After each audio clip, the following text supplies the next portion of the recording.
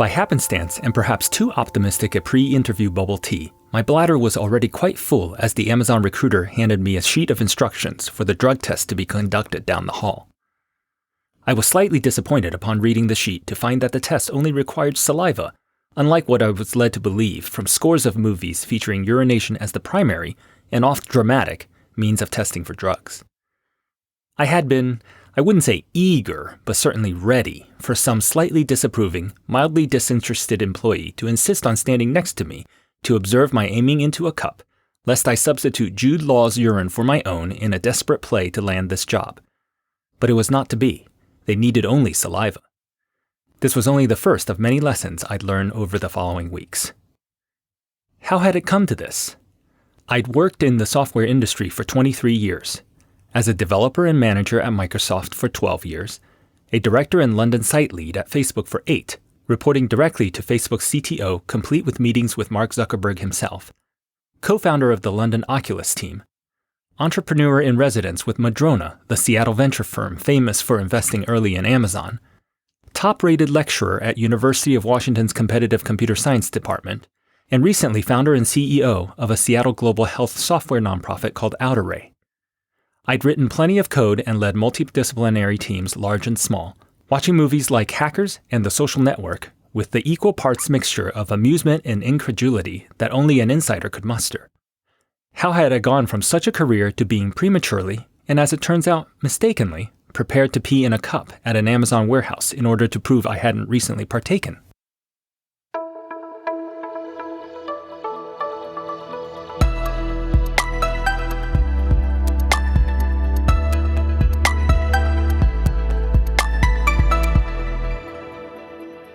This is the story of my surviving peak, the most grueling, most inhumane season at an Amazon warehouse. Not just any warehouse, but Amazon's flagship facility in Seattle, the best of the best. Hired as what they consistently and euphemistically call a fulfillment center associate. 6 weeks total, from Black Friday to Christmas, was just enough time to get a taste and not enough time to consider it a career move. There have been so many exposés on the nightmarish conditions at Amazon warehouses. My initial horror upon reading these articles gave way to skepticism as several of Mike Daisy's follow-ups to his tell-all, 21 Dog Years, Doing Time at Amazon, were shown to be lies. Were the many articles about Amazon's mistreatment of employees similarly hyperbolic? The broiling temperatures? People peeing in Gatorade bottles due to breaks too short, lines too long? I'm pretty sure reporters wouldn't have made up the story about the employee who was left unconscious on the warehouse floor, soon to die at the hospital, as others were shooed back to work. But could the environment at Amazon, the nation's second largest employer, really be a dystopic hellscape, a sort of post-apocalyptic Beyond Thunderdome of employment? Or did exaggeration and confirmation bias lead to a meme of deplorable working conditions, generating numerous articles that white-collar workers found just fantastical enough, just titillating enough, just schadenfreude enough, to read from their air-conditioned offices as they paged through their lunchtime New Yorker? It was time for me to flip completely to the opposite side of the industry, the underbelly that made the entire beast work. No more stock options, salaries, bonuses worth half a year's pay. No more free lunches, free massages, free Tibet stickers. It's back to basics, $18.55 an hour, shifts dictated by my employer, mandatory overtime outside of my control, physical labor requiring composite toe shoes, shoes for which you receive a Zappos discount code from the Amazon Jobs team, shoes that would, that is must, be laced, slip-resistant, and waterproof.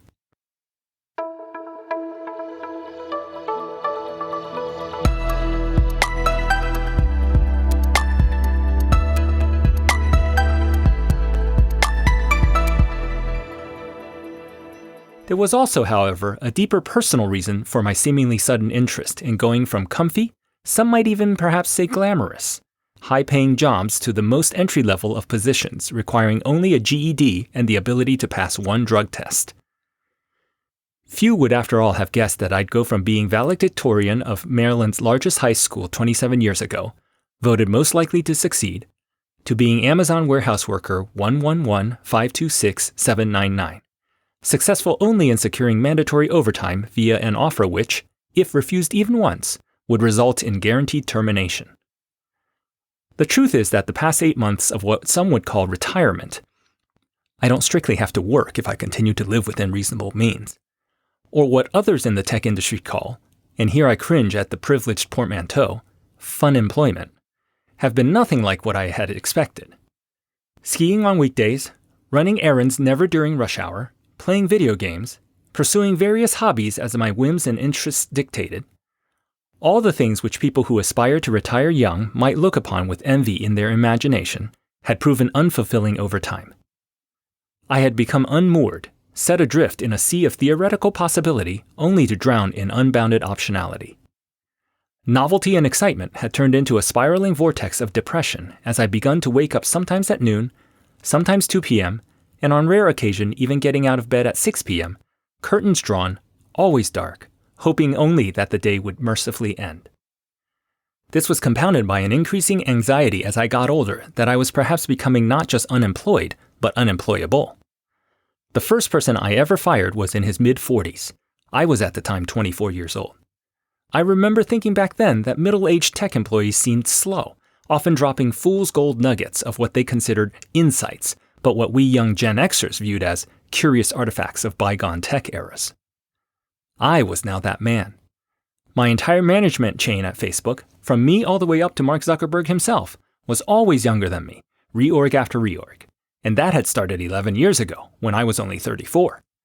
Now I was 45, completely fireable, confused by Snapchat and TikTok UI to the point where I'm nervous to click or swipe on anything at all, lest I accidentally announce some peccadillo to the whole world like the aunt on Facebook who's always commenting on your posts as if it was direct messaging betwixt the two of you. Ennui implies the privileged boredom of one who tires of excitements which others can only dream of. Regina and Mean Girls exasperatedly commanding Gretchen to stop trying to make fetch happen. This was not at all ennui. This was malaise trending towards self-destruction. I had gone the way of old birds who, unsure what to any longer do, began pulling out their own tail feathers, regretting the pain but perversely relieved that at least something was happening. I needed a hard reset.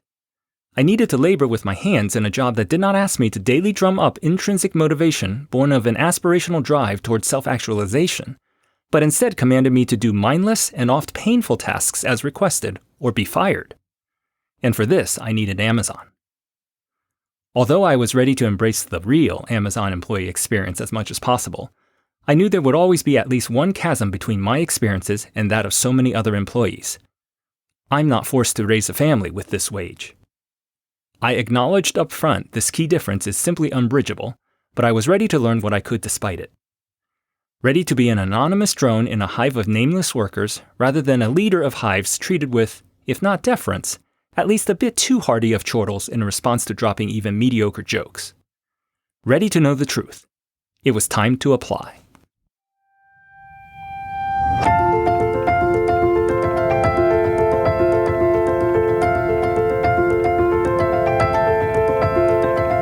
Thus begins Peak Salvation, this podcast miniseries about the adventures and foibles of a white-collar worker joining one of the most inhumane blue-collar jobs by recent reputation.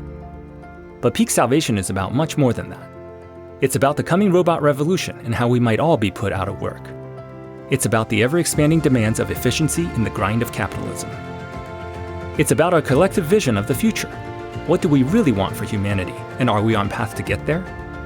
And ultimately, it's the story of how a tech millionaire was saved from spiraling depression by brutish hourly work paying barely above minimum wage alongside nearly 1 million other workers at Amazon.